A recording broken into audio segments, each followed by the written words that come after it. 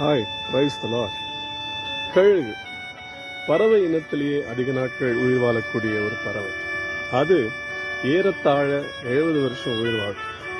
ஆனா அதோடைய 40வது வயதுல அந்த கழுகு தன்னை மீண்டும் பிறப்பதற்கான ஒரு மிகப்பெரிய உருமாற்றத்திற்குள் தன்னை உட்படுத்திக் கொள்ளுமாமா.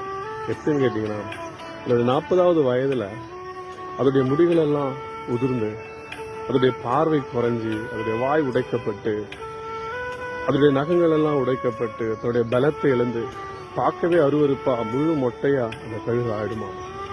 அப்போ அந்த கழுகு இனத்தை சேர்ந்த கழுகுகளே வந்து அதை கொத்தி அதை சித்திரவதைப்படுத்துமாமா. அப்பொழுது அந்த கழுகு யாருமே இல்லாத ஒரு மலை உச்சிக்கு நேராய் கடந்து போய் சூரியனுடைய ஒளிக்கு நேராய் அமர்ந்து 150 நாட்கள் அது காத்திருக்குமாமா. அப்படி அந்த கழுகு 150 நாட்கள் சூரியனுடைய ஒளிக்கு நேராய் அமர்ந்து காத்திருக்கும் போது அங்க ஒரு அற்புதம் நடக்கிறது. அது என்னன்னு கேட்டீங்கன்னா, அதுக்கு மீண்டும் புதிய முடிகள் முளைக்கிறது. அதோடைய பார்வையின் கூர்மை மீண்டும் அதுக்கு அதிகமாகிறது. மீண்டும் அதோடைய வாய் புதியதாக வளர்கிறது. மீண்டும் அதோடைய உடைக்கப்பட்ட அந்த கால் நகங்கள் புதியதாக முளைக்கிறது.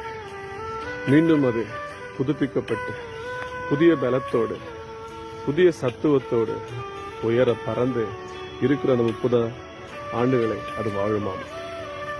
ஆமா, கர்த்தருக்கு பிரியமானவர்களே, இந்த காலை வேளையில நீங்கள் எதை குறித்து கலங்கி கொண்டிருக்கிறீர்களோ, மனிதர்களால் வெறுக்கப்பட்டு ஒதுக்கப்பட்டு அவமானப்படுத்தப்பட்டு இனி எல்லாம் முடிஞ்சது அவ்வளவுதான் சொல்லி சோர்ந்து போயிருக்கிறீங்களா?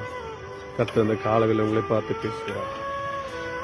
கர்த்தருக்கு காத்திருக்கிறவர்களோ புதுபலன் அடைந்து கழுகுகளைப் போல செட்டைகள் அடித்து உயர எழும்புவார்கள்.